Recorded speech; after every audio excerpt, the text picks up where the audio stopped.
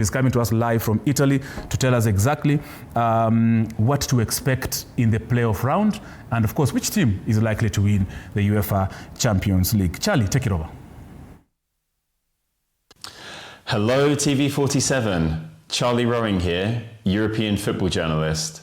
And as a former Juventus social media manager, I just happened to be reporting to you from Turin, Italy today.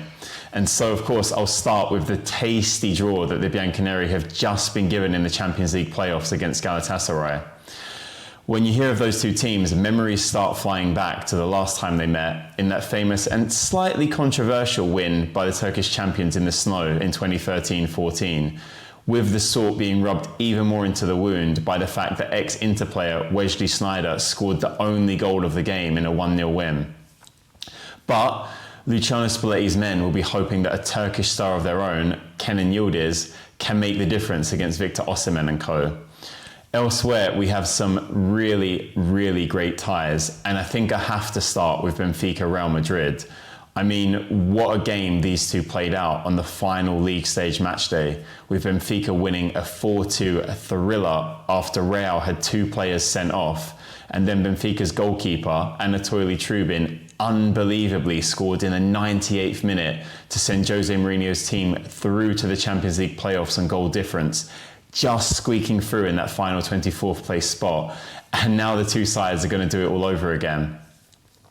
It's fair to say that Alvaro Arbeloa has had a tough introduction to life as new Real Madrid coach, starting with a shocking loss in the Copa del Rey against second division Albacete, and now he's got to do battle once again with a manager that he played under at Real Madrid in Jose Mourinho.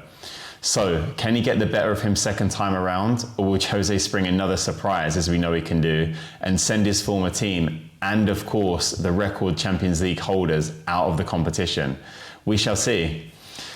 We've got a French derby between Monaco and PSG. Monaco, who drew 0-0 against Juve on the final match day, and PSG, who actually faced Newcastle in Paris, with the two teams battling each other for a place in the top 8, but incredibly ended up knocking each other out of the top spots with a 1-1 draw after Vitinha and Joe Willock scored the respective goals. PSG will of course fancy their chances of progressing against a team that they know very, very well, but they haven't had their own way in France this season, with RC Lens pushing them very closely for the Ligue 1 title, whereas Newcastle have arguably a much easier tie on their hands when they take on Karabag, although the travel to Azerbaijan is sure to take a lot out of Eddie Howe's men.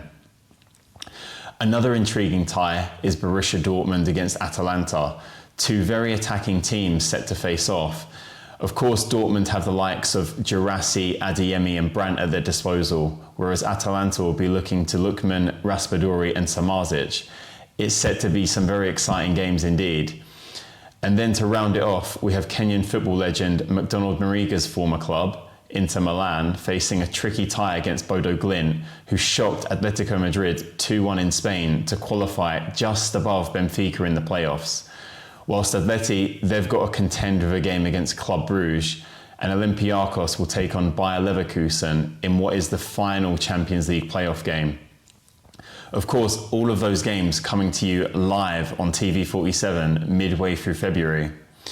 And then, well, the Champions League phase finished with Arsenal in top spot. They're in action tomorrow away to Leeds United in the Premier League, another game you can catch live on TV47.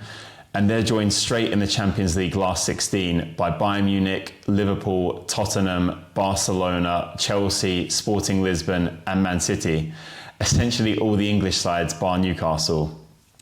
Whilst we also have to send our commiserations to the likes of Marseille, Napoli, Ajax and Villarreal as some of the biggest sides who went out of the Champions League. So it's a very exciting prospect of Champions League playoff games to come, and don't forget that you'll be able to catch all of that action live on TV47. Thank you. Thank you very much, Charlie Rowing, coming to us live from Italy. That is, of course, our partner journalist from Italy, an international football correspondent coming to us live from Italy, sharing, of course, what happened in the last group games or during the league phase of the UEFA Champions League.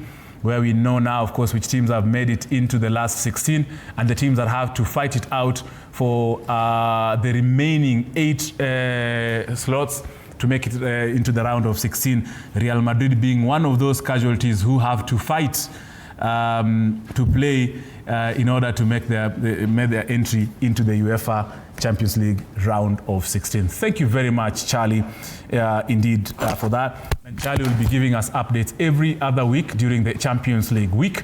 And I told you here, only on Sports Extravaganza is where we have this kind of partnerships, having international correspondents of football, being able, of course, to share what they think, because they are with these particular people on the ground to share us the very latest in the UEFA Champions League. This is Sports Extravaganza. My name is Tony Kwalanda.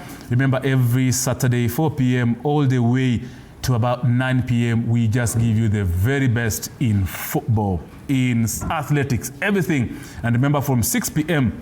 in the next about how many minutes? 25 minutes.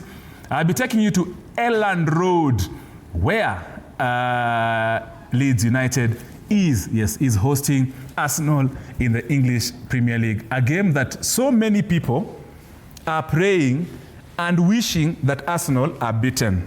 But I can tell you for free,